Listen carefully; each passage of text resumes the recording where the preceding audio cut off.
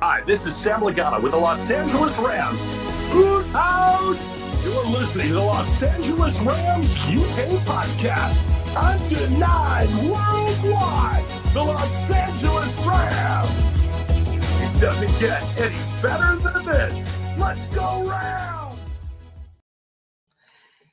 Good evening, welcome to another episode of the LA Rams UK podcast, episode 93, mock, yeah, draft, yeah.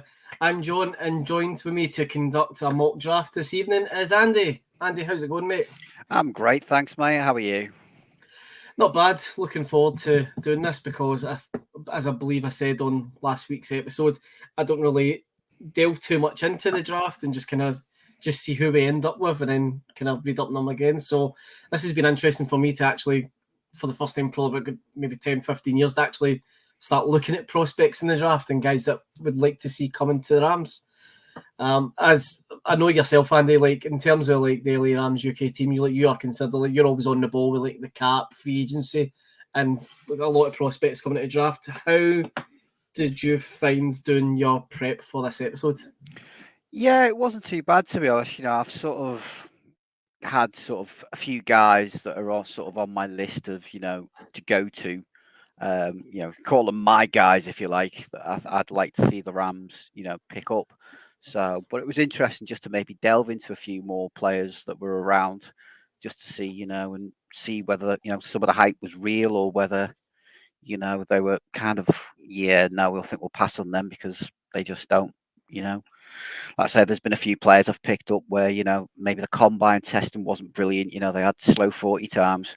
But when you actually looked at like the old 22 and them on tape, you were kind of like, yeah, that doesn't match up with his speed. His game speed on the day is a damn sight faster than what his tests say. So, it's been quite interesting to look at a few of them.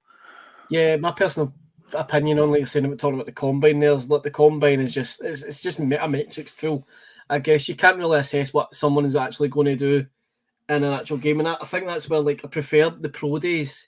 Because I feel like pro days give prospects a better chance to showcase what they can do, especially the guys that they've been working with, to kind of play to their strengths, I guess. And it's one of those ones like the combine, less and less teams are attending the combine, so it's one of those ones like, is it all it's cracked up to be?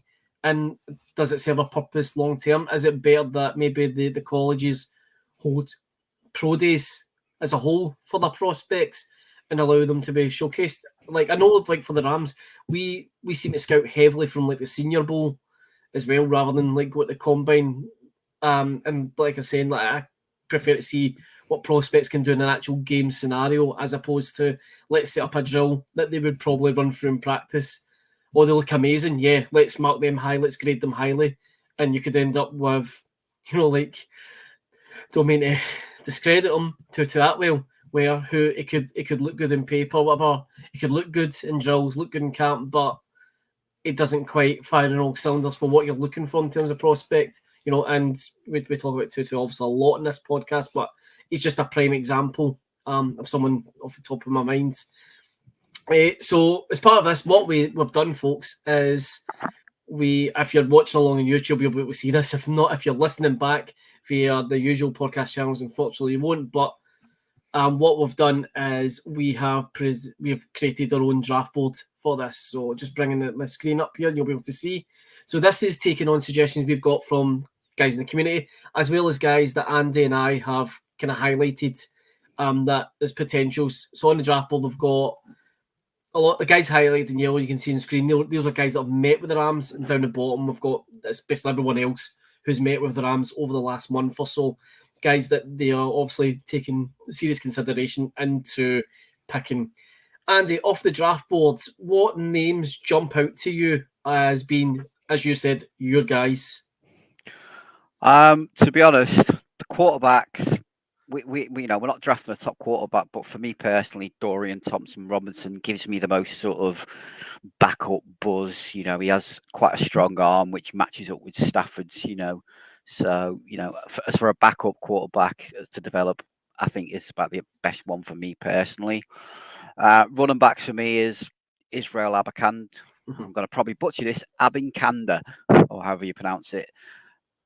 Just something about the guy. He'd be a perfect, I feel, complement to Cam Akers or Kyron Williams.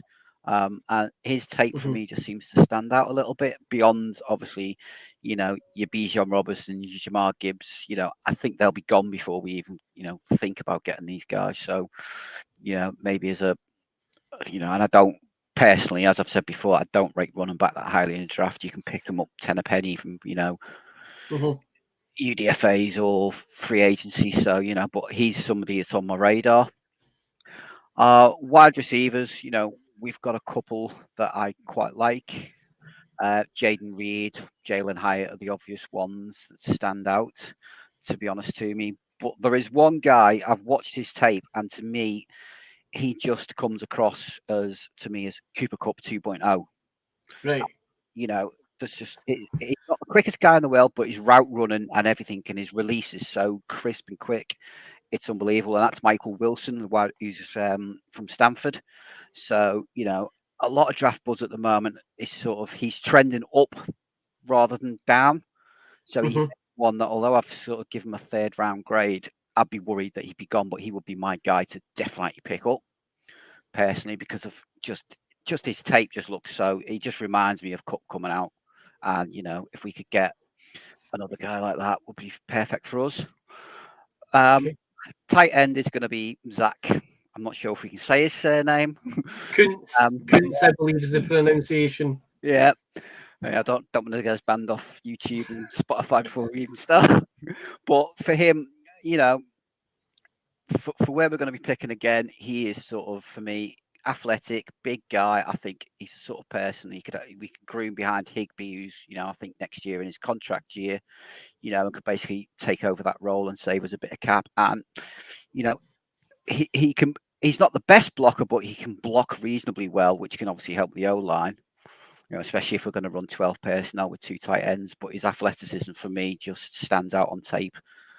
On the O-line, there's a couple of guys later on in the draft. We all know, Osiris Thompson, Steve Avila, DeJuan Jones. The one for me, I personally think is probably one of the best interior offensive linemen for me is John Michael Schmitz.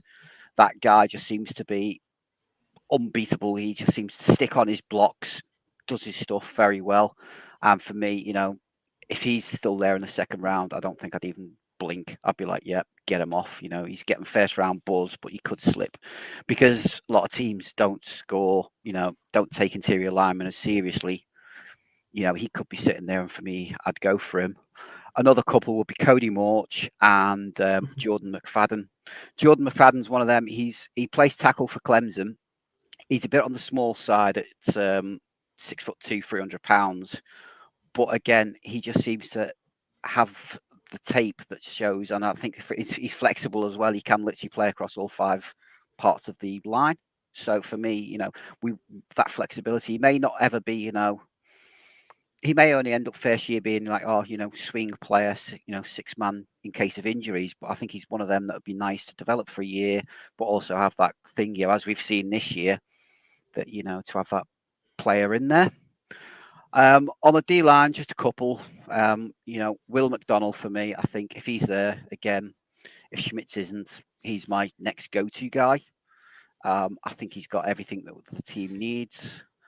Coming a little bit further down the draft, Viliami Fehoko, that guy seems to be his tape stands out brilliantly for me, and I think as a later round edge rusher, if we can get maybe Will McDonald on one side, him in the later rounds on the opposite side, I think all of a sudden our pass rush just gets a lot better straight away by having those 2 players. And he's one of them again. His athleticism, he still needs a bit of development work, don't get me wrong, but he's great against the run, which is kind of what you want. You want one edge player as your pass rusher, the other edge player more as a run stuffer, which is how our scheme works. And he's a perfect run stuffer, but he shows flashes as a pass rusher. So again, alongside somebody like, as we've seen before with countless players, alongside AD, coaching them up and teaching them, in a year or 2, we may end up with 2 really good guys on either end to basically, potentially take over for us. In the cornerbacks, Tyreek Stevenson stands out for me as a fantastic player. You know, he's really good. Clark Phillips is third as well for me. Earlier on in the year, he was getting, you know, first, early second round buzz. He's sort of slid down the tables a little bit now on people's boards. So he's a player that we could maybe get in the fourth, maybe even in the third, fourth round if we do draft, you know, manage to pick up extra picks. And he's sort of a player I think, you know, we need investment there, and he's sort of come in. There's stuff there. I think it's just he's had a bad year and a few injuries, and he's sort of struggling a little bit. Safety position, local Cal guy, Daniel Scott, you know, has the athleticism. He's a bit of an older player, don't get me wrong, but out of the ones that are likely left, he just seems to stand out on tape for me. He's been a team captain as well, so he has that leadership quality behind him. And, you know, he's athletically, he's not the quickest, but he's, you know, he's average for his athleticism, but his ball skills and his command of back there as a safety to command, you know, the defense's backs. He just shows something on tape for me. And then for me, obviously, you know, got to show special teams some love because we ain't got any, you know, kickers matter as well. For me, I'm just going to go through them. For me, my first pick would be as kicker, Jake Moody. Long snapper would be Alex Ward, and Bryce Barringer for me as the punter would be my first choice punter. But to be honest, I think most of them special teams I've put down myself, apart from BT Potter. So I'll be happy with any of those 6 that we've sort of put down. Yeah. Because we need to invest in it. And I think personally, yeah, we can go out but you know what, and pick up a couple of guys on a 1-year contract.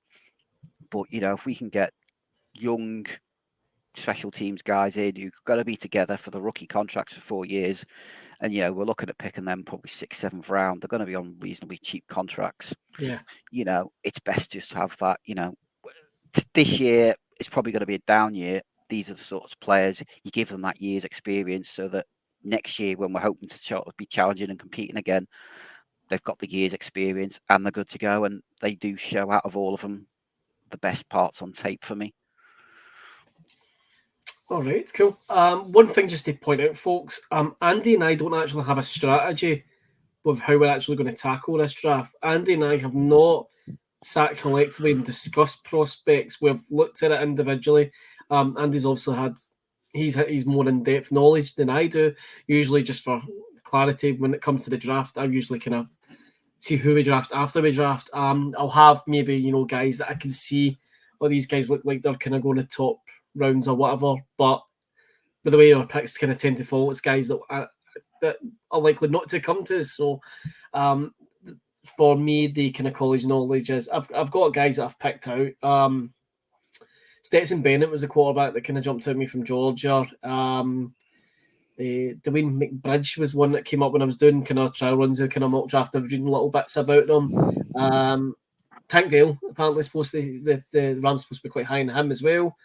Payne Durham at tight end. At the kind of on the offensive line, Cody Mock. Although it's been said it's maybe unlikely that he's going to be around when we come to kind of like the 3rd round to hopefully pick him. But I like that guys like him, Jackson Kirkland, and like you said, Jordan McFadden, these guys can play tackle or guard based off last year. I think we need a bit of versatility like that on the line. Yeah, I will say with Cody Mock, although, you know, I don't see him slipping beyond the 2nd round, but there's always that chance that he does for me. You know, it depends on how teams rate him, because he is from, you know, North Dakota State's not well renowned for bringing out top tackle prospects, but, you know, he's one that, you know, to me, he could be the Cole Strange of this draft, where he goes in the 1st round and everyone's scratching their heads going, what? We never expected that. But we'll just have to see what happens with him. Hopefully he'll be around still. Hopefully. In terms of the defensive side, I think it's Jervon Dexter. He's rated as one of the top 10 prospects at defensive tackle in the draft. Will McDonald is obviously the guy edge that I would like to draft. Feeling that Keon White's another guy that I kind of read up a little bit on, quite high on. in terms of linebacker. I think Dorian Williams was one of the guys that kind of had a quick look at. Emmanuel Forbes and Cam Smith were the two cornerbacks I picked out, and then at safety, Ronnie Hickman and Rashad Torrance, and then just Jake Moody and Tuck were the two kickers that I picked out. I hadn't actually looked at a long snapper. So yeah, that's the draft board, folks. That's kind of guys that Andy and I have kind of been looking at. I think I did miss one out, and that was the linebacker position. I forgot about the linebacker. No Okay, who's offense your, to them. who's your guy? Savosio Dennis.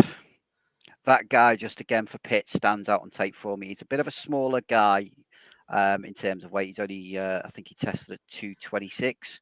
Right.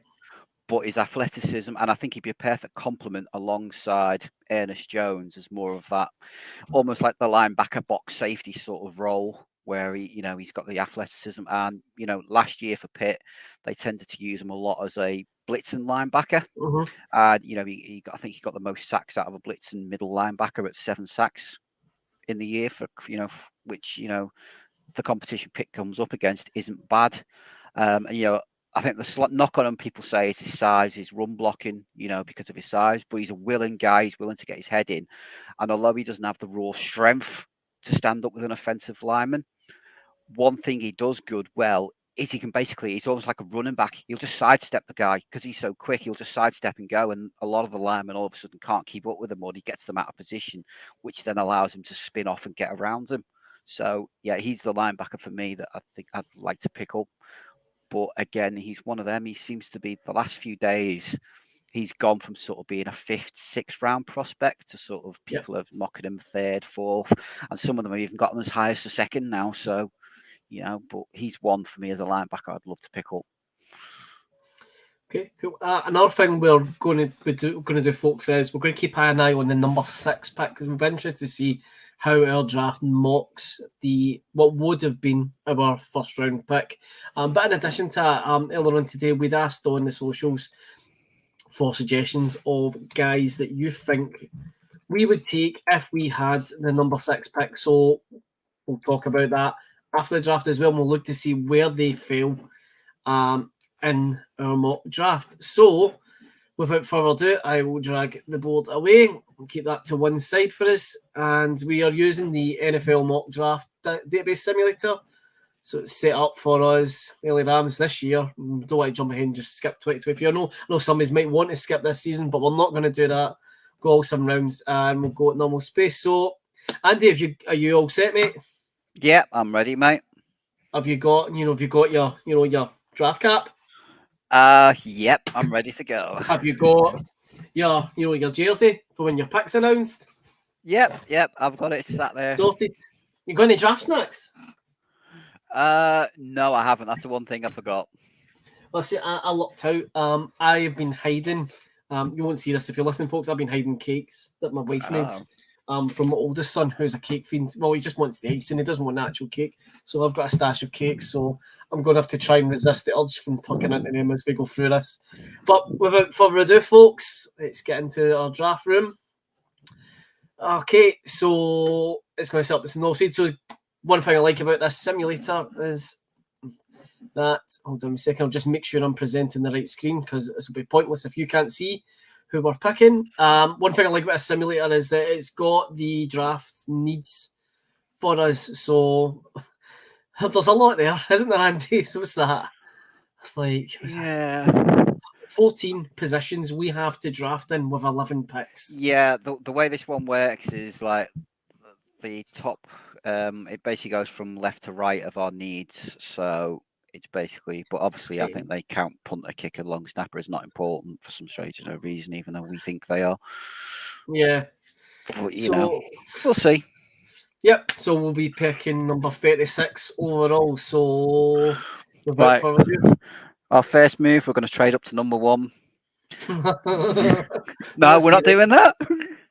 We're going to try and resist the urge to trade, folks. We'll see what trades come in. Doing some of these simulators, some of the trades are absolute crazy. Like I done one. In fact, I think it was this one. Where I managed to trade away, but still ended up drafting.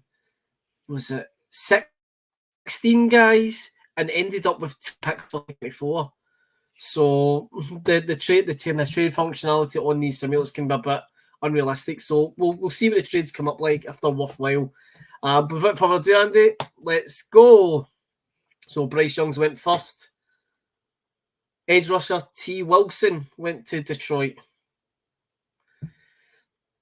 Right, so we're coming up for us in a minute. So let's see. Well, McDonald's gone.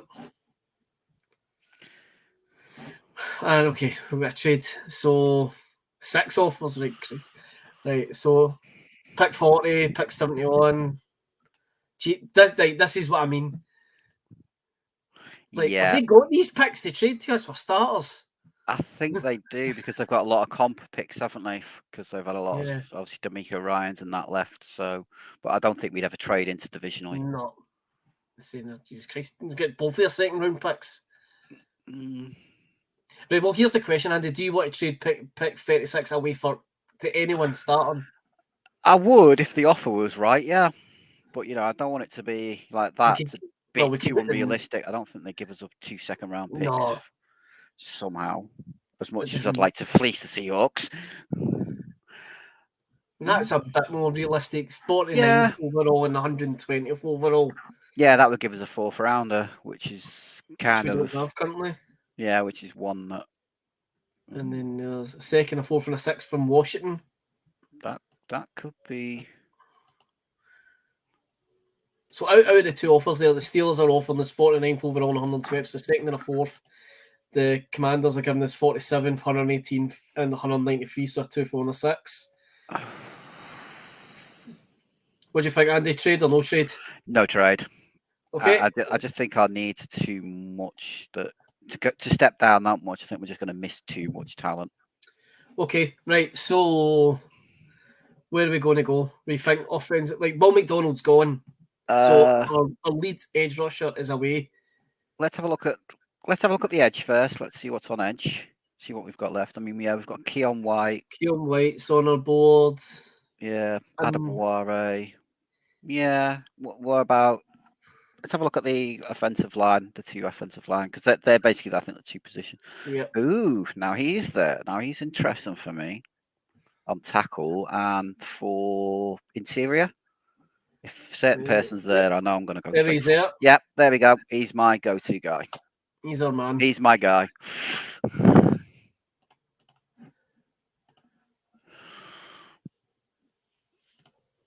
So John Michael Schmitz is our 2nd round pick interior offensive line, which I'm sure would make most people happy, wouldn't it, Andy?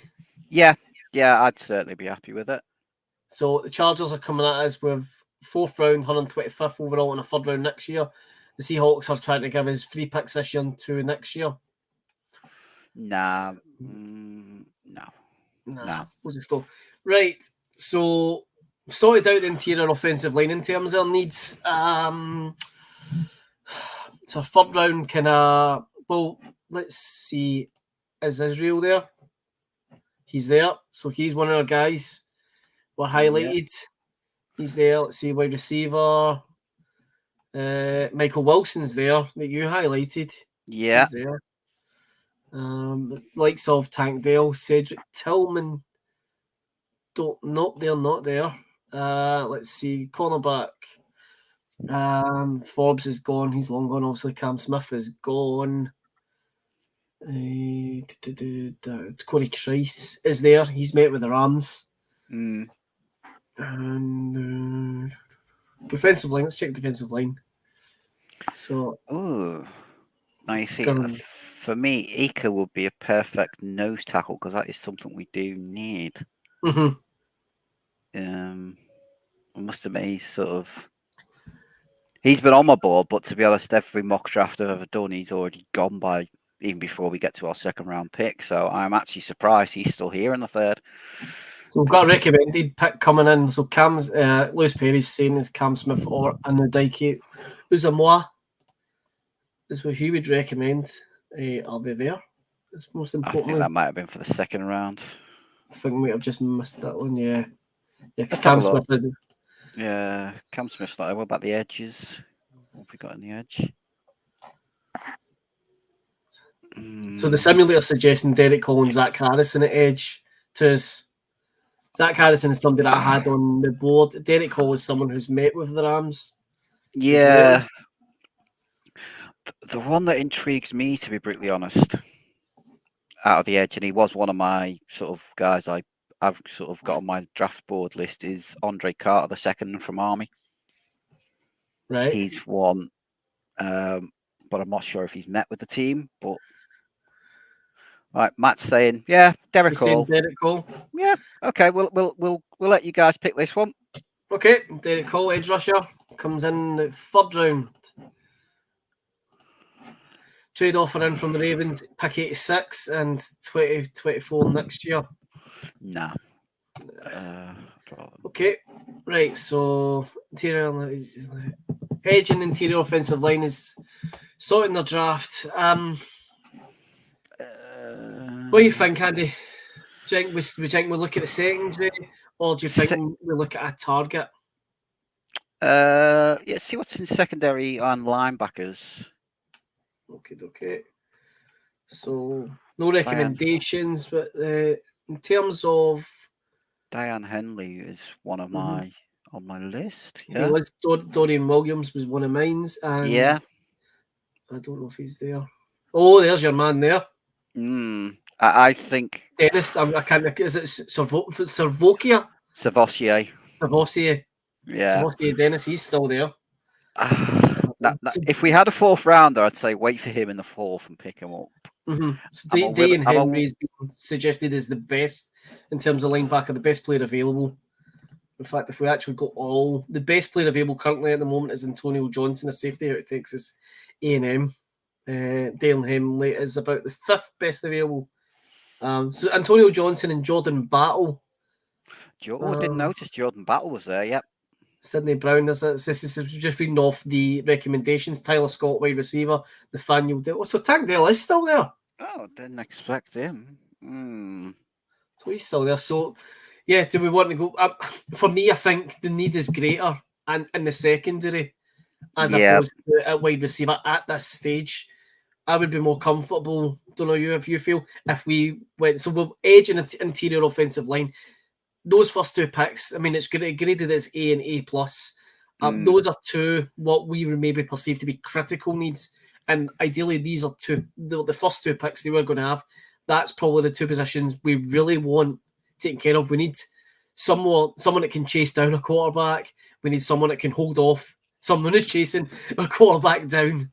You know, so we've kind of looked at those needs. But the secondary, we've lost Ramsey. I mean, well, I suppose when you can't really say we've lost them. We've got rid of some deadweight. We've got rid of Rapp. We've got rid of Long Jr. Luz Perez saying Jartavius Martin. He can play all over the secondary. So he's there. So he's ranked number 82. Yeah, that was my thing for Jordan Battle as well. He can play safety or he can play slot corner for us. But I mean, Jartavius Martin would be another. Well, he can play cornerback and safety, but like I'd said to you, I think it was before we came on there. Like, when the versatility is going to be critical, I think for us. We've seen it last year with the offensive line, having guys that could play, either side of tackle or tackle and guard. Well, the injuries we've had is really key. The secondary is probably the same. We saw it with Ramsey. Granted, he kind of moved more kind of cornerback into, kind of almost linebacker at times. But I think having the flexibility to move guys around the secondary to adapt to, whatever's on the other side of the ball from them could be good. So I would probably tempted to go, as suggested, for Jartavius Martin. Yep. Yeah, go on, I'll let you have this pick because I think I've done my first one. He's a B+ player. Yeah. So 3 picks down. We are not picking in the 4th round now, so we've got to wait till we get through to the 5th round. So just before the 5th round comes up, this is where on our draft board we've got quarterbacks, a lot of wide receivers, more tight ends kind of coming in. We're kind of fully stacked in terms of our draft board from rounds 5 to 7. But this is because of the comp picks. This is where the Rams mostly draft from. So, there's Mr. Kuntz is gone. Just seen his name pop up there. Ronnie Hickman, who's a guy that I was looking for. Right, so Pats want to trade his 2 6-rounders and a 7th round next year for a 5th round pick. The Bucks want to give us their 6 this year, a 5 next year, and a 7 next year. No thanks. I don't think I'd be interested in either of those, to be brutally honest. Okay. So I'll hit all see. So in terms of the simulator that suggests some suggestions it's given us is Sean Tucker, running back at Syracuse, Trey Palmer, wide receiver at Nebraska, Wanya Morris, offensive tackle for Oklahoma, Ulu Watimi from Michigan, Tanner McKee, quarterback from Stanford. So I think it's too early to look at a quarterback. Do you think, Andy? Grant, even though we've only got one on it, again, do we need to be looking elsewhere for our needs? Defensive line, linebacker, or whatnot? Yeah, I mean, quarterback, if there's nothing else, would be sort of like, you know what, if we rate somebody a bit lower. But for me, if I was going to pick the quarterback, for me, it'd still be DTR. Just looking at it, so DTR's there, Clayton Tune, Aidan O'Connell, Stetson Bennett. So everybody, apart from Jaren Hall, everyone on our draft board is still there. Yeah. Let's sort of go around the positions and see what we've got. Okay, so running back, let's see. I'm trying to see. Keaton Mitchell's on our draft board. Do we? Nope. No. That's the only person on our draft board that's still there. Yeah. Keaton Mitchell is the only one from our draft board that's still there. Wide receiver, let's see. Yosivas is still there. Charlie Jones is there. Let's see. Ronnie Bell was on it. No, he's not. Let's see. No, not sending Matt Landers. Ford Wheaton, he's on our board. Matt Landers is there. Sorry, my mistake. He's still there. Look for Charlie Jones still around. Doesn't look like. So we've got a couple still there at wide receiver. Still kicking about. Trey Tucker, who met with the Rams, he's still there. Okay. See, Tyler Scott, he met with the Rams, he's still there. There's Jake Bobo there, he's on our draft board, he is still around. So, I mean, there's still options there. Let's see, tight ends. On our board, we had round mid Luke Musgrave, Darnell Washington, Luke Schoonmaker, Josh Weil, Payne Durham, and Zach Kuntz. Yeah, I think they've all gone. But out of those, Josh Wild's still there. Oh, Josh Wild's still there. He's still there. Another one I forgot as well is Billingsley. Billingsley, he's still there. Yeah, but he's more of a, again, I wouldn't be picking him yet. I'd sort of be waiting for maybe a bit later on with our next picks. So, and Josh Weil is our only tight end that's still around. Offensive tackle. Let's see, who do we have here? I see Kirkland's still there. Kirkland's still there. He's on our draft board, and he can play guard as well as tackle. Joey Fisher's still on the board.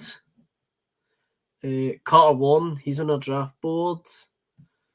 Warren McClendon was somebody. He's not on our board, but it's someone I looked at earlier on. And let's see, I think that's everyone that's on our board that's still there. Yeah. Quentin Barrow met with the Rams, so he's still there. Yeah, I think he's one of them small school developmental sort of guys that, you know. Just Scruggs is the only one from our interior offensive line that's on our board. Jordan McFadden's still there. Oh, that's got me interested. That's got me very interested. Well, he is versatile. He's down as interior offensive line, but he can play. When you added him to the board, you talked about him from a tackle/guard point of view, not an interior. Yeah, he played primarily tackle at Clemson. Right. You know, but because of his size, people are saying he's not going to be able to cope as a tackle in the pros. He's going to be one of them that have to move to guard or maybe even a centre, but he has previously done bits of those positions as well. So that's how he intrigues me, because he does have that flexibility to flex out for us. Okay. And his tape for his And size, as we've said, flexibility is what we need. Yeah. So, but I wonder if maybe if we pick something else, and then because we pick him for 4 more picks after that, he'd be my guy to go through there if we can find somebody else. Right. Well, if McFadden's still there at 171, we're taking McFadden then. So, right, defensive line, who do we have? Gerald Clark, Colby Wood, and Jalen Redmond. Jalen Redmond's there. Gerald Clark's still there. Danny Stills was another. He was another name that popped up to me. He's not on a board, but he's one that popped up to me. Yeah. Deshaun Johnson's another name that I'd seen. In fact, no, he's met with the Rams. That's why his name's familiar to me. Let's see, is Kansas still there? He's someone that's met with the Rams. And Kalaji Kansi. Yes. Now he's top. He's expected first, second round, mate. Is he? Yeah, gone then. He'll be one. Well gone. Okay. Edge. Fahoko is still there. Oh, Fahoko. He's still there. We've got him. Yaya Diaby, DJ Johnson. DJ Johnson's still there. Yeah. Is Diaby still around? I think I saw Diaby coming off. He looks like he's gone. Looks like he's gone. Nolan Smith was someone that met with the Rams, but I think he's long gone. I think he's someone that's going to. Yeah, he's going to go high. First round. Okay. Your man's still there. Yeah. Mr. Dennis is still there. We've not drafted a linebacker. No. So. See, this is the problem when you get to this end, because you're like, oh, he's there. Oh, he's there. Oh, he's there. And you're like, oh my God, which one do I pick? We've got the picks. Contrary to what people believe, the Rams have picks this year, so you know what they're there. So we've gone. So we've went interior offensive line, edge. We've went with secondary. Call the position. Honestly, for me, I'm gonna go. Let's go linebacker for see it. Yeah, Dennis. We'll go with him, right? Yeah. Grades it as a C plus, but yeah. What's this? Oh, here we go. Right, so on 7-1, the Raiders want to give us 2 6 and a 5 next year. No, because we want to see if McFadden's still there. He is. We said it. 171. We're taking Jordan McFadden. We're back up again at 177. The Pats want to give us pick 210 and a 5th for next year. Chiefs want to give us a 5 and a 7 next year. So do the Chargers. Giants want to give us a 6 and a 7th this year and a 5th next year. And the Pats want to give us a 6 this year and a 5 next year. No, I don't mind trading down a couple of picks, but we need, with the size of our squad, we need to get as many as we can in this year, to be brutally honest. Well, that's it, yeah. Right, okay. So in terms of our needs, we've not drafted an offensive tackle yet, but it can be debated that Jordan McFadden could fit that role, even though it grades him as a D. So sometimes you do have to, if you want certain players, you do have to just go against the trend of what these websites say. Your sort of guy. In terms of the quarterbacks, Tune, O'Connell, and Bennett are still there from the board. Details gone now. Yeah. Running back, Kenny McIntosh from Georgia's coming up as the recommended one. There's no ones. Let's see, wide receiver. Charlie Jones is on our boards. He's coming up as suggested one. Andre Iosivas from Princeton's coming up as recommended. Tight end Josh Wiles still there. He's the only one from our board that's still there. Offensive tackle, let's see, Carter Warren, who's on our board. Jackson Kirkland's still there. Joey Fisher's still there. We're coming up at, we're at pick 177 and now we're coming up at 182, then we're up at 189 and 191. So we've got quite a few picks. I think Kirkland and Fisher and that, they're going to be around, I think, in our later picks still. Yeah. I would hold off and picking one of them just now. Yeah. So Can I pick my kicker yet? Jake Woody's still there.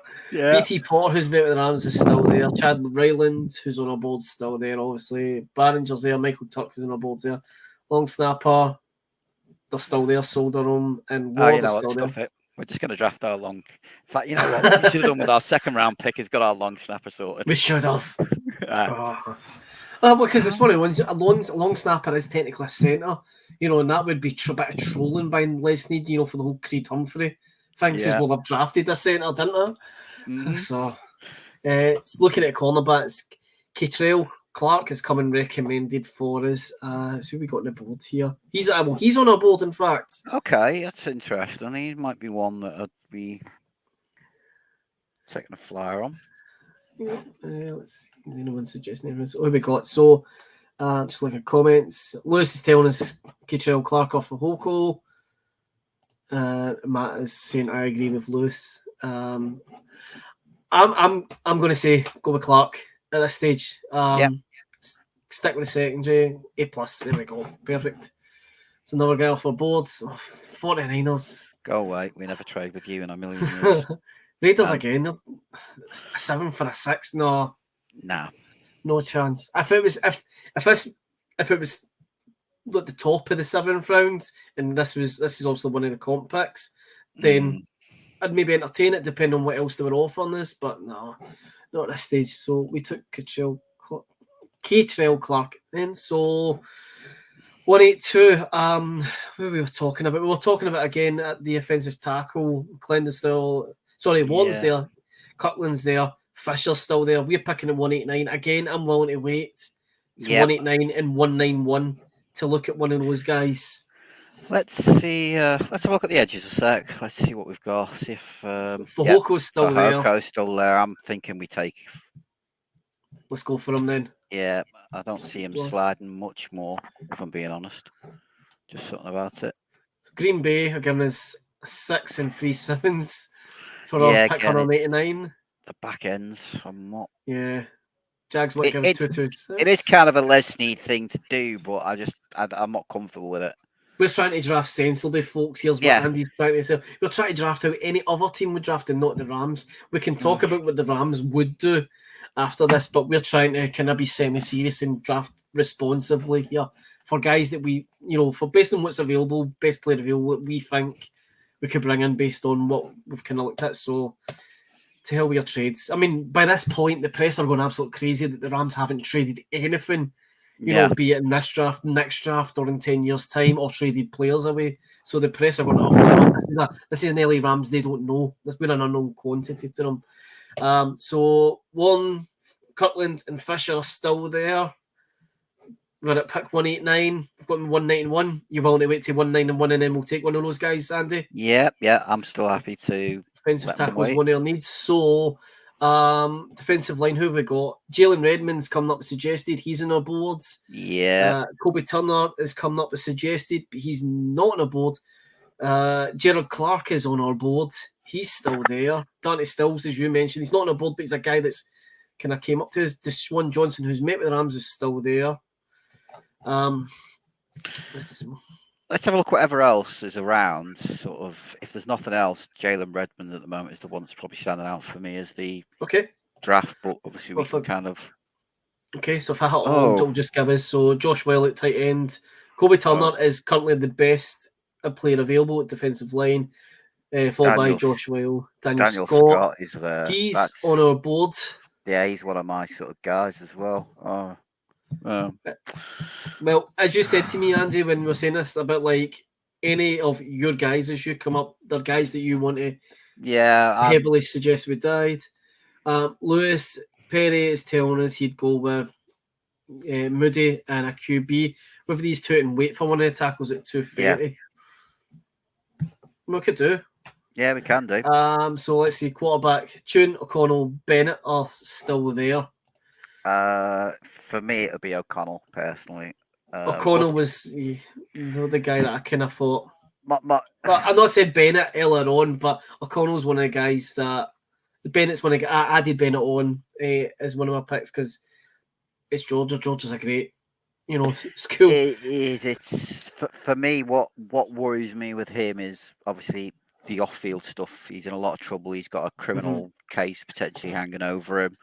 Well, we'll draft him responsibly. So the Rams would take Stetson Bennett then in real life, is what you're saying. But I don't know. I think a lot of teams, because of what's happening with Bennett, is scared off, and I reckon we could probably pick him up as a third one as an undrafted free agent, because I just don't see teams picking him up because of the issues he's got. But Aidan O'Connell for me would be one to potentially take. Well, if we're going to go for a QB. Well, he's one of our needs because we've only got Matt Stafford, so yeah. Well, saying that we've only had Matt Stafford last year as well, because let's be honest, the other two I wouldn't call QBs until we got Mayfield. Until we got Mayfield, yeah. Well, let's go O'Connell because we're up again. Yeah. After Cleveland taking the next pick, so we're taking Aidan O'Connell. We pick 189. Which gives us a B plus. We're up again. The Browns have taken Stetson Bennett. Now, where do they have problems with QBs and the glory issues before today? Bit of a trend there. So this simulator is actually more realistic than what we thought there. Yeah, maybe it's a bit more realistic than we thought. Excellent. So let me just mark down Aidan O'Connell as one of our picks. Right. So in terms of needs, it's still saying we need a defensive tackle, defensive line, wide receiver, running back, tight end, kicker, long snapper, punter. What wide receivers we got available? Yeah, let's have a look at the wide receivers, tight ends. Charlie Jones is on our board. He's coming up with suggested. Yeah. Let's see, tight ends. Josh Weil. He's been on our board for a while. He's been there. I'd take him. You want to go for him? I'd say we'd take him. Well, tight end. Oh, hey, give graded A for him. That's good.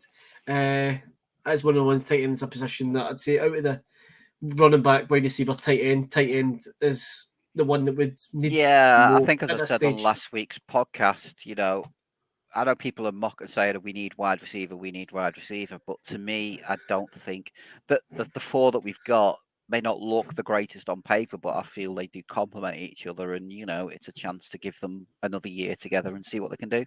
Yeah, Matt Warren had said they'll just before we made that pick, wide receiver, tight end is that's what we need there. Yeah. Right, so we're back up. Lewis suggested he's waiting to turn on 30. Kirkland and Fisher are there. Yeah. So Kirkland can play tackle or guard, whereas Fisher is more down as a tackle. I would I've said it a few times now, I'd be more likely to look for someone that's got versatility. So I would rather go with Kirkland over Fisher. But do you agree? Yeah, I agree with you. Like Kirkland over. For that flexibility. Okay, so one pick left to go, folks. This is our final pick. And we have 6 players to pick with this one pick. So, wide receiver, running back, defensive line, kicker, punter, long snapper. So if I hit all and get our recommendations, it's recommending Mohammed Ibrahim at running back, Trey Tucker, wide receiver, Ronnie Bell, wide receiver, Bryce Ford-Wheaton, he's on our board at wide receiver. Jared Clark, defensive line, he's on our board.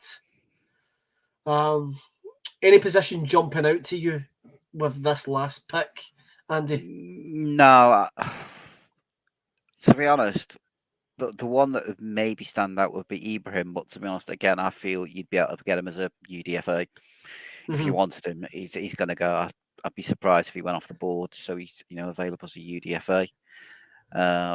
My only concern would be, to be honest, would be the kicker, and I'd probably say at least get one of our positions locked down. Yeah, at this stage, sorry to interrupt, we've picked 5 in offense and 5 in defense, so we're kind of balanced in terms of where we've tried to spread around. Yeah. So we're not getting anyone off the defensive line from this draft, but we've got 2 edges, a linebacker, and 2 in the secondary.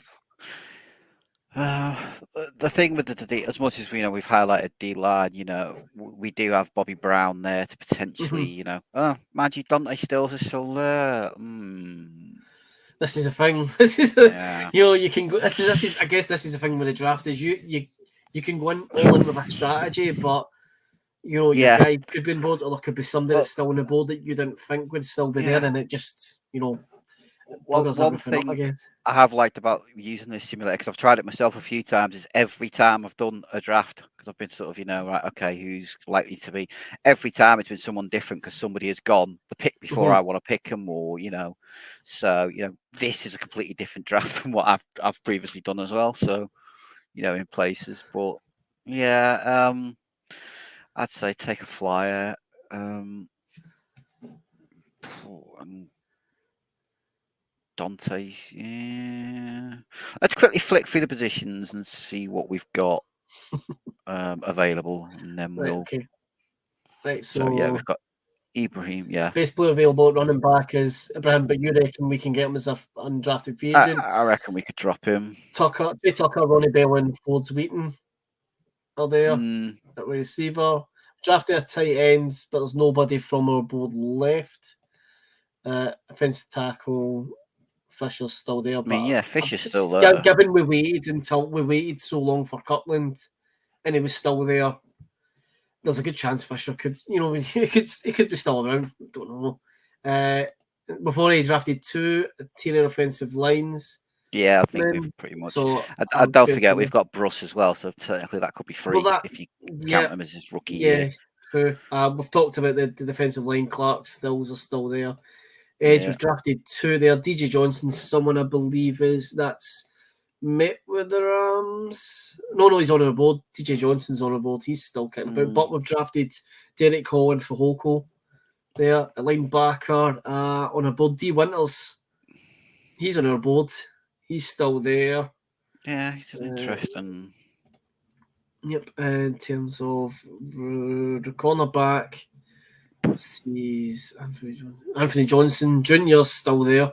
He's on our board. Okay. Who else is Blackmon or Jackson Bennett still there?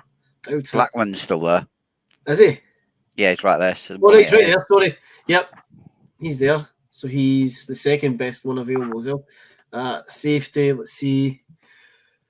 Looking for Connor's still there. Rashad Torrance the second. He's still there. We've got him. Yeah, I don't think with us still having Fuller, we've drafted. Jaden Woodby, someone who's met with Rams, he's still there. But, we've got Jartavius Con Martin can play in the safety role as well as cornerback. So it's one of those ones we could probably look at an undrafted free agent there. We do still have, obviously, Jordan Fuller, and, we've still got, Yeast and that, they were drafted, they do still get reasonable hype to say that, so maybe one of them can maybe stick this year. Yep. All the 3 long snappers are still there. Yes. Kickers, Jake Moody's gone. Jake Moody's gone. Okay. He's away. Ryland, who's on our board, still there.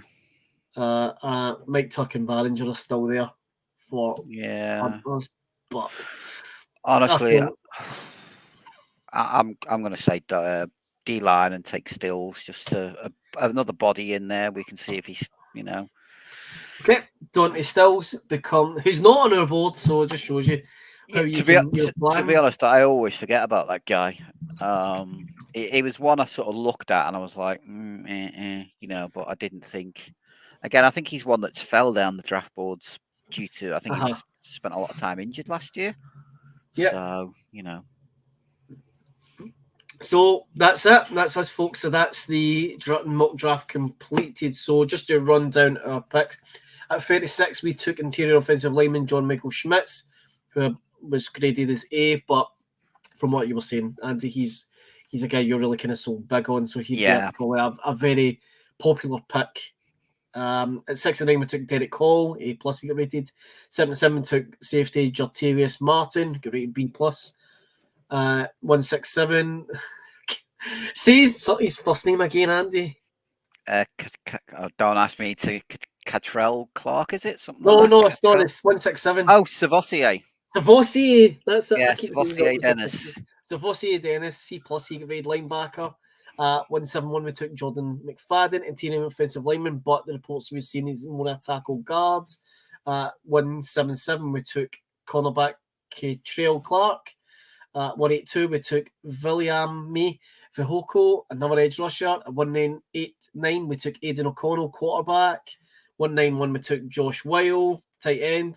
223, we took Jackson Kirkland, offensive tackle. And with a final pick, 254, we took defensive lineman Dante Stills. So, just looking there, Liz Bennett says, really like that draft, thanks.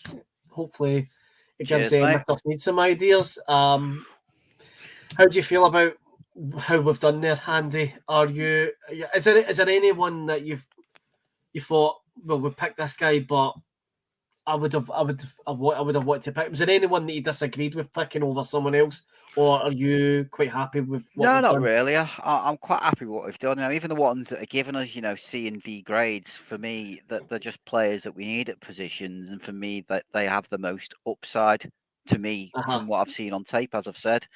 So yeah, I'm happy with the draft. In another scenario, I've done it myself before, where I've ended up trading down second round pick down a couple of picks, and then picking up extra fourths and sixths.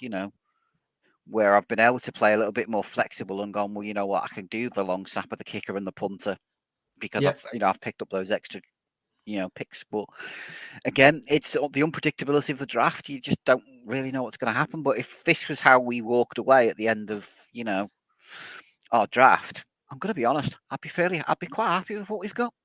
I really would, genuinely. If I woke up the next morning, didn't watch it, didn't do anything, and woke up Monday morning and it was, here's our players, I'd be quite happy. I would be like, yeah, we've had a really good draft. After a few, I wouldn't say disappointing, but meh sort of drafts where, this for me would maybe just raise the excitement levels a little bit, that, the team is getting itself back on track. And yeah, we may be in for a rough year, but the future's looking bright. That's it, like you said. Let's bonus here, folks. We've drafted 11 players. The Rams probably won't draft 11 players. Let's be real here. But we've went with the mindset of, like you said earlier on, Andy, of draft as many guys as we possibly can this year, so the next year we can be adding quality, or we can then use our capital, for a stud or whatnot. Do you know what I mean? To go back at it next year. So that, for me, this draft is not essentially a case of making up numbers.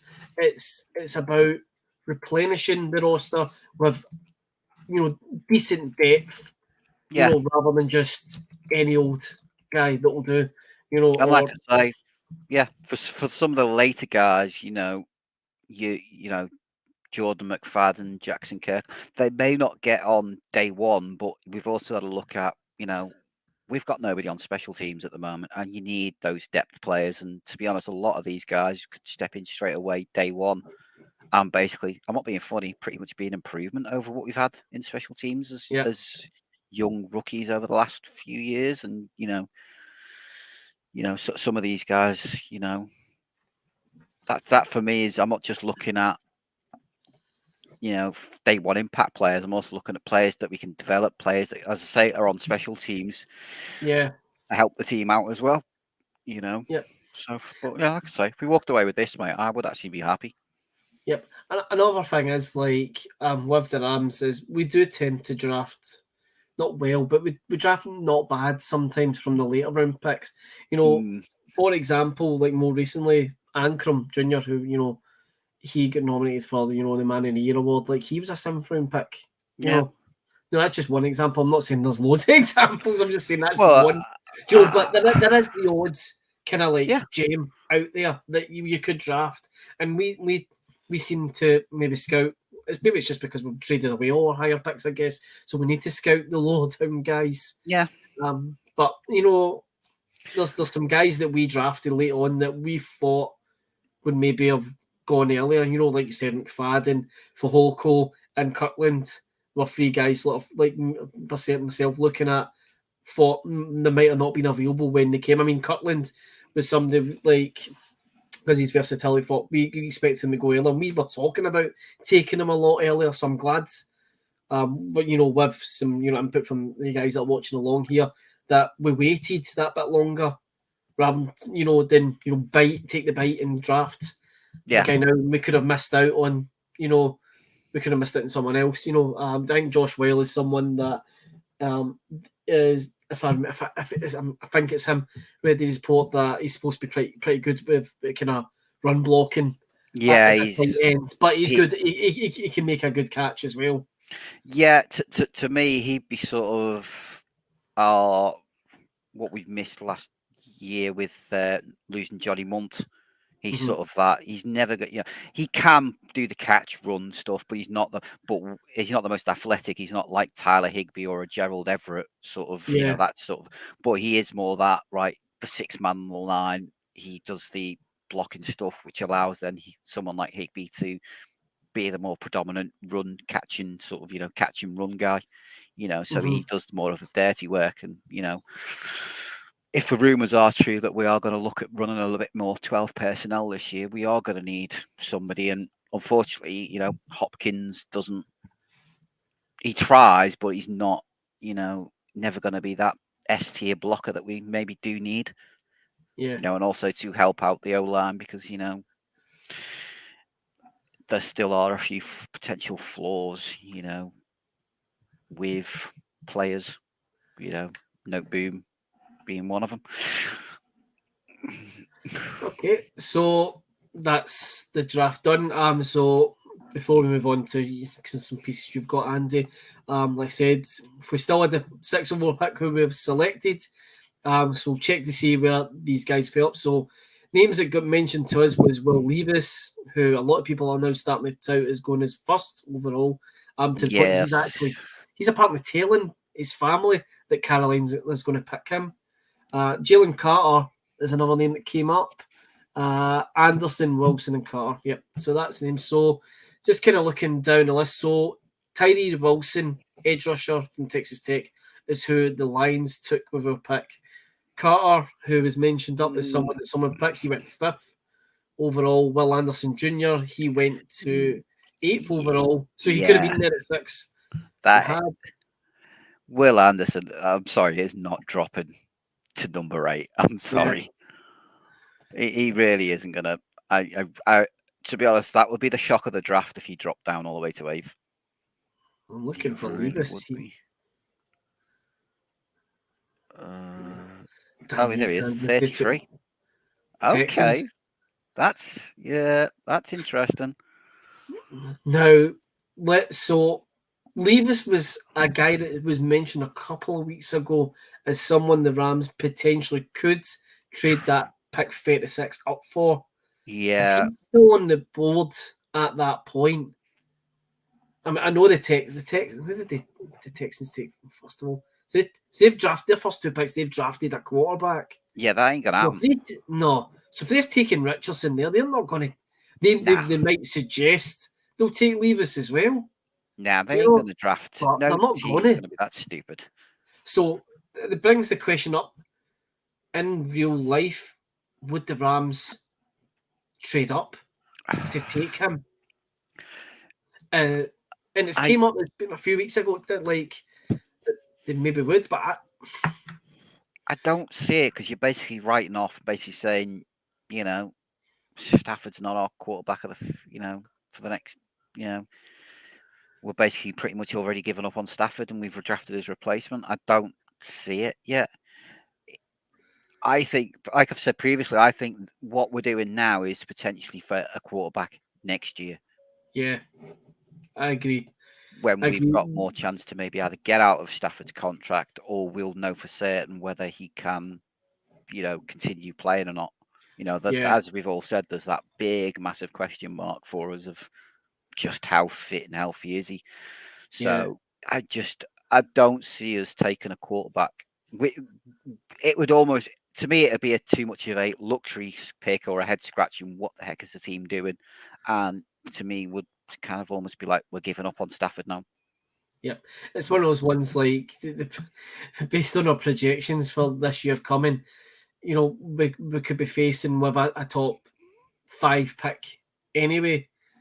So it's why like you're saying, why trade for your next quarterback now when you could end up with someone better. But there's cousin Vinny. He's commenting saying if Levis was still around, the Rams would go all in on him. I do think in real life there's a good chance they'll probably take the bait for him. It's not to say that I want to, because I think it would be probably the most shocking one of the draft, because, like I say, you kind of like, really, what?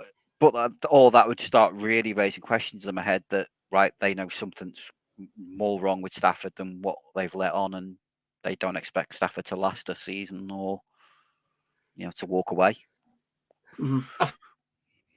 I think the way they were for us specifically, Levis isn't going to drop that low down based off of what they're saying. If he's going around telling people the Panthers are going to pick me, the Panthers have they might have not told them they're going to pick him, but they've probably told him that we are considering taking you. We're giving serious consideration. Yeah, but the Panthers have got the first pick. They've got the pick of whatever one they want. I know they draft Bryce Young. And I think Bryce Young keeps going first. And when I was doing the trial runs, Bryce Young was consistently going first. Yeah, Bryce Young is the consistent one. Yeah, and that was across different simulators. Yeah, Bryce Young seems to be, that's it. He's number one, end of. And then you have this mix of Richardson, Levis, and Stroud. Stroud who went to the Titans. The Titans were trying to get rid of Tannehill. Yeah, Stroud is sort of one of those that, because of all this S2 stuff of only getting 18% on his S2, there's the rumours teams have all of a sudden really gone off him, and, potentially he could fall even below now the likes of Hendon Hooker, which, you don't know what goes on in the minds of GMs and stuff, whether, it's true, whether it's rumours, whether it's just people, let clickbait. I mean, I saw something today from was it Cynthia Fruyland on the NFL website, basically saying we swap picks we basically take the 21st overall pick off our tenants, and we give them our second and 69, our third round pick, and then take a corner, which Emmanuel Forbes is someone we're supposed to be quite high on at corner. Yeah, Emmanuel Forbes, Cam Smith, sort of that era, which I don't know, Who knows? One of them. It's one of them. Are you really gonna, Keely Ringo is another one that was mentioned, that we could trade up. I don't know. We'll have to wait and see. I just don't see it myself. Do you think we're picking with 36, or do you think we're picking lower down? I think there's likely to be a trade myself. 36 is up for trade. I don't think there's any two doubts, because, I mean, my sort of draft thing that I did when I was doing mine was we swapped second round picks with the Jets and move down to 43. Yeah. But we gain a 2023 fourth round. We lose a fifth and a sixth, but we also gain a fourth round in 2024, which was the one that I went with. So we were only moving down a few positions with the Jets, but we were getting an extra fourth round pick, and we were getting a fourth round pick for next year. Cousin Vinny also says that he sees the Rams going into the first if the right guy slips, but he can also equally see us trading down to it. I suppose, like as we're saying, we're talking about Levis, but let's see here. Will McDonald, right? Here's another guy that we talked about. That you said that if Will McDonald was there at 36, it's a no-brainer. Another guy we're higher upon is Cyrus Torrance. Is another guy we're probably quite high. Yeah, he's sort of my number two behind, sort of for the offensive line. He's my number two behind Schmitz. Yeah, Schmitz is still my first choice for offensive lineman because of his flexibility. In fact, no, he's number three. It's Schmitz, DeJuan Jones, but he's just a tackle. He's just an out-and-out tackle. And like I say, then it would be a Cyrus Torrance. Yep, I was just checking where DeJuan Jones fell, because I think he 41 at the Titans. So he was still there when we were picking. But so he's White at edge. Yeah, he's sort of Dewan Jones is very much he's a big guy, sort of like, Mackay Becton, Trent Bowen, Orlando Brown sort of tackle, but has such unbelievable strength that, Yep. Lewis has just chimed in to say that Jordan Rodriguez had us trading down twice to 53 to gather 4th and 5th round picks.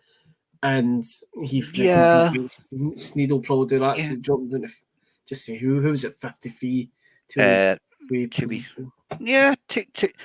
Piloto is one of them tweeners. He's not big enough to be a nose tackle, but he's too big to be a true edge.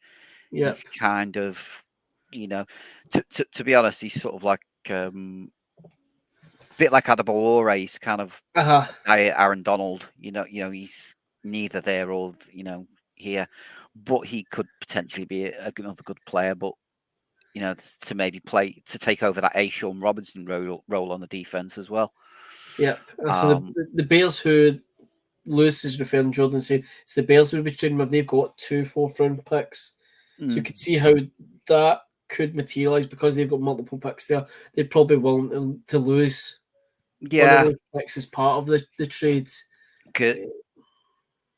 So Matt's saying he thinks we should just pick it 36 and trade back with 69 or 77 to recoup a 4th. It's a top end talent, more likely to get a game changer at 36 rather than mid to late 50s. Yeah, that's I agree with that. agree. Yep. I would rather we pick it. We keep the 2nd round pick. If be it 36 or not, top half of round 2, as long as we keep that pick, we are potentially drafting someone who will be, maybe not day one starter, but he'll be a starter at some point this season. Yeah, and not because of injuries, because of talent. I mean, this isn't last year where the guys that were undrafted free agents became starters. Yeah, no, exactly. It's sort of why I was if I was going to do I was looking sort of what would be the options that were given to me, and that's why I thought we were trying to drop them down to 43. It's not that big of a drop off in players, and there's still plenty of guys available who we could pick up and use. So that was my thinking, and pick up a few extra draft picks in the process. Yeah, but it's one of them. If we had the 4th round, I'd say, we're not trading just to pick 36, but due to the limitations and the fact that we've got such a small squad, maybe picking up a couple of extra picks might not be the end of the world. But we'll just have to see, as we say, what happens on the day. Knowing Les Snead, we'll probably not have a 2nd round pick. We won't have any 3rd round picks, and we'll have 90 picks in the 6th and 7th round because he'll have traded them all away. Well, that's it. Yeah, as we said, we picked 11 guys. They'll be picked with every single one of our picks. We did get trade offers. There was a couple of ones we considered, but we opted to not. That's not going to happen in real life. It's like you're saying, Andy. The good chance the 2nd round pick becomes, like a 3rd or 4th or something like that. There's a good chance our 3rd round picks both go and we get a 4th and a 5th, or and a 6th or something like that. Do you know what I mean? The West need as I was saying, they prefer to seem to amass the picks later in the draft as opposed to trying to kind of get up. So I think it's more likely we would trade picks to go down, as has been suggested by a couple of the guys. I think it's more likely we'll go down rather than up. But again, you can't really rule out the possibility of us possibly throwing away picks. Who knows, to go up for the right guy. Yeah, it'll, as you say, it all depends if a certain guy, if, say, for example, we're looking at edges and a bunch of edges are all of a sudden starting to come off the board, it might be a panic mode of, right, we need someone quick. We're going to trade up and grab someone. Like if you're saying edge, like you're talking, if you're getting down to there and Will McDonald's still on the board and you're like, we're only like 5 picks away here. But we think X, Y, and Z are going to likely to take them in the next route, above us. It's kind of like, well, do we just say stuff it? We'll throw in. That's it. Do we give Philadelphia a call and ask them, what do you want for your pick? And to be honest, teams like Philadelphia are renowned for that. They have a similar strategy to us. They like to trade down and amass picks, which is why they've got 2 1st rounders this year. I think they've got a couple of 2nd rounders and a bunch of 3rd rounders themselves. For a Super Bowl winning team, or not a Super Bowl winning, but a team that's just been in the Super Bowl. that they still, they have a similar mentality to us of, we're willing to give up those, especially around the 30 area. They're like, well, we're not going to get much better at 30 than we would do at, say, 40. There's not that much of a big difference. So we'll trade it, So, yeah, maybe we could see, like I say, that happen, where we do sort of say, right, these guys are going, this is our guy, and we reckon he's going to be gone before we get him. And they may just sort of decide we're going to pull the trigger. Yeah. So just moving on, Andy, I believe like you'd been, I don't know, you were very kind of quiet on what you've been doing, but I believe that you were trying out some different kinds of draft strategies of your own, and you were very kind of tight-lipped about what you're doing. Do you want to talk us through what you were doing? Right, basically, it was a thing. I put up sort of a tongue-in-cheek post of we were going to trade away all our picks, and with our second rounder, we were going to draft a 5'8", 180-pound running back, and everyone was like, "Don't you dare, you're rich now!" And then sort of it spanned from there. I was like, "Okay, what would be a rage-inducing draft that would probably have most of us Rams fans going absolutely mental, pulling our hair out, and basically cursing Les Snead and co?" So, what's going to happen now? I've had to change it because my original thing was the Jets missed out on Aaron Rodgers, panicked and traded for Stafford, and we got Zach Wilson for Stafford. Yeah, obviously a couple of draft picks as well, but we basically swapped Stafford for Wilson, and then we were going to get their second round pick, and with that second round pick, we were going to draft Hendon Hooker. So we'd have had a back of Hendon Hooker and Zach Wilson fighting it out. But obviously, they've now kind of squashed my thing last minute by trading them away. So that's gone. So to make everybody rage, the Rams decide to trade Aaron Donald to Pittsburgh for a second and third round pick this year. We wouldn't get a second and a third from him. Stop me right there. We'll get a fourth and a fifth next year for him, because that's how Snead operates with trade. But go on. Yeah. And with those draft picks that we pick up Deuce Vaughn and Dorian Thompson-Robinson. How many? What? Right, okay, so... Then the Texans decide to take Will Anderson at 2, thinking they'll get another quarterback at 12. But unfortunately, their board doesn't fall the way they do, so they panic. So they decide they want to trade for Stafford. So they offer us a 4th round pick next year and Davis Mills for Stafford. You're just trying to work out how we can get the worst quarterbacks in the league. Basically, yeah. Aren't you? But Les Snead thinks it's a good idea. Thank God for Aaron Rodgers going to New York. Yeah, otherwise we could have, yeah. It was just sort of like, what would, really rage-induce freaking Rams fans? And I thought the only one now would be to trade away Aaron Donald for buttons. Yeah. Which, to be honest, a second and third would be buttons for a guy like that. It would be absolute buttons. But as I said, we wouldn't get a second or third from him. And it's not because Aaron Donald wasn't good enough to get that. It's purely because of, you've seen what happened with Jalen Ramsey. All Donald has to do is say, well, I want to go to Pittsburgh.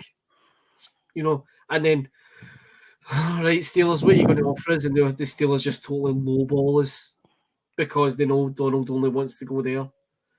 That's what I'm saying. We wouldn't, and we, as long if God forbidden, that Donald was ever traded away. Hopefully, he doesn't say, "Well, this is where I want to go." But I'm more hopeful than I'm more hopeful that Donald isn't going to be going anywhere. No, I don't we think saw Ramsey leave. Ridiculous. Because if you were going to trade, let's just talk hypothetically here, right? If Donald was going to be traded, you would trade him now rather than 12 months' time. Yeah. Do you know what I mean? So he's also he's getting paid, so he's happy he's getting paid. Maybe he's thinking that, well, I could go somewhere else and they might not necessarily want to pay me, I guess. Or it's one of the ones he's like, he loves his life in LA, he loves being, the big dog, the GOAT. in LA. Yeah, I just think if the Rams even traded Aaron Donald with what's happened with we saw the reaction to Ramsey going. The fact that there would be the a word mob of with pitchforks outside SoFi. the words crossing Aaron Donald has been tried, that would be it. The SoFi draft room would very shortly be invaded by hundreds of angry Rams fans with access to weaponry. Well, you saw. I mean, I assume you saw the post from like the Rams social media team. Like what's cooking? It says it's not what's cooking. Les Snead's office, the draft lab, and that it's on fire. It's been burnt to the ground by Rams fans. You know, a Bane mob have taken lives. In response, so let's just move on for there. Is there anything else you want to add, Andy? Is there? No, I think that's about it, mate. You know, it's going to be an interesting draft. It's the first one I'm kind of not saying I've been interested in the last few, but this is the first one where I'm actually really taking a good look and at the after at the end of the season when we sort of basically pretty much said we were in a rebuild, I did question that Les Snead was the right guy moving forward to rebuild a team. So this will be the first draft to actually look at him and say don't get me wrong, he's been a great GM for us, but some GMs, as I've said previously, aren't good at rebuilding teams, and this will be the first draft to maybe look at him longer term and basically look at whether, are you the right guy for us going forward over the next potentially 2 or 3 years where we've got a, bar a complete miracle, we're basically probably going to be rebuilding for the next couple of years to maybe get back, 2025 to maybe look at making that, Super Bowl push again. Yep, as all eyes are going to be on Mr. Snead going this draft. So let's hope he doesn't fuck it up. Let's just put it that way. It's been interesting to do. It's the first time I've ever done a proper mock draft and actually sat and discuss it. So this has been fun and interesting. And we'll definitely make sure we'll be doing this every year, I think, going forward now. Because it's good for us. Because what will be good is our next episode, folks, will be back. Probably not next week. We'll probably wait, to see, because we'll make whatever picks go up, but we'll have the undrafted free agents that we'll pick up. So we'll maybe wait for the dust settles a bit just to see who else comes in. And what we'll do is we'll come back, we'll talk about who we picked. We'll see if any of the guys that Andy and I picked ended up in the Rams, or what we'll do is we'll see where they ended up as a whole, and then we'll just discuss how the draft went as a whole. But for now, folks, that about wraps up for us. Thanks to all the guys who've been watching along and commenting and giving us their suggestions. Thanks to everyone who sent over their recommendations for picks. And Andy, as always, mate, absolute pleasure to talk about Rams with you. Yep, same here, mate. And like I say, hopefully next time we're on, a couple of weeks' time, we're all happy because, we've had a good draft and we're not all doom and gloom because we've, it's been a complete waste of time. Hopefully not, man. But for now, folks, thanks everyone for watching. Take care, and we will catch you next time where we will review the 2023 draft for the Rams. Thanks, folks, and catch you later.